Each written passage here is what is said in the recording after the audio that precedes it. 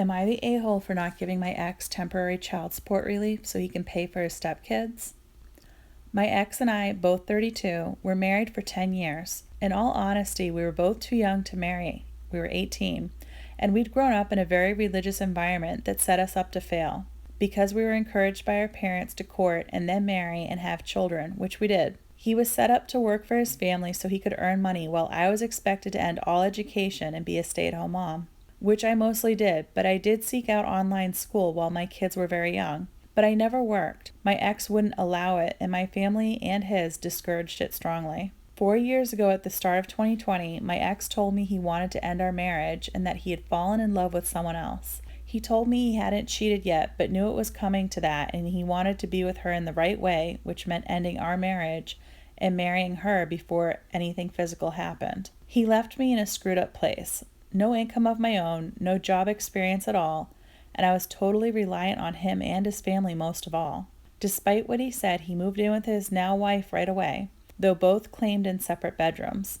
Our divorce was a mess. They didn't want him to owe me anything. I asked the courts to grant me alimony until I could secure stable employment, which they granted, and after several short-lived jobs, I did secure employment and alimony came to an end. But I will never make as much as him. Despite my ex disappointing his family with his actions, they continued to employ him and they increased what he makes so he could provide comfortably for everyone, more than comfortably even. He was ordered to pay a substantial amount of child support, even with 50-50 custody, because of the disparity between his house and mine. This money goes into providing my kids with a good quality of life. I couldn't provide it for them without the support, though I am far more comfortable now than before and can save a little for their futures. My ex's household full-time is his wife, her 2 children from another relationship, and their 1 child together.